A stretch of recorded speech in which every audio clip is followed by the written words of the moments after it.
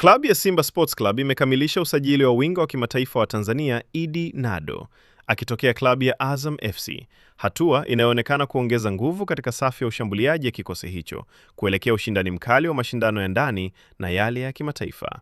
Nado, ambaye amejijengea jina ndani ya ligi kuu Tanzania bara kama mchezaji wa pembeni mwenye kasi, ufundi na uwezo wa kupenya kwenye maeneo ya mwisho ya uwanja, amekuwa sehemu muhimu ya kikosi cha Azam FC tangu alipojiunga na timu hiyo mwaka 2019. Katika kipindi chake akiwa Chamazi, alitambulika zaidi kwa mchango wake katika ushambuliaji, akicheza kama winga wa kushoto, huku akisaidia timu katika kufunga mabao na kutengeneza nafasi za kufunga. Ujio wa Nado unaelezwa kuwa ni mkakati wa kuongeza ubunifu na kasi katika eneo la ushambuliaji la Simba, hasa katika michezo yenye ushindani mkubwa ambapo timu imekuwa ikihitaji wachezaji wenye uwezo wa kuvunja ukuta wa mabeki na kutengeneza nafasi za wazi za kufunga mabao. Uzoefu wake katika ligi ya ndani na kushiriki mechi za ushindani wa juu unatarajiwa kuwa nyenzo muhimu kwa benchi la ufundi katika kupanga mfumo wa ushambuliaji wenye ufanisi zaidi.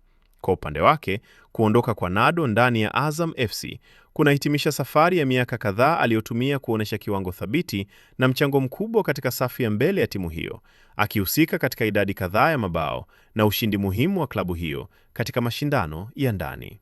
Kwa mtazamo wa kiufundi, usajili wake unatarajiwa kuongeza ushindani wa namba katika nafasi za pembeni za ushambuliaji ndani ya kikosi cha Simba, huku mashabiki wakisubiri kuona namna atakavyoendana na mfumo wa timu na kuleta athari chanya katika mbio za ubingwa na mashindano ya kimataifa. Taarifa zaidi, usiache kusubscribe chaneli yetu ya Usajili Wetu, uwe wa kwanza kupata taarifa zote za kimichezo.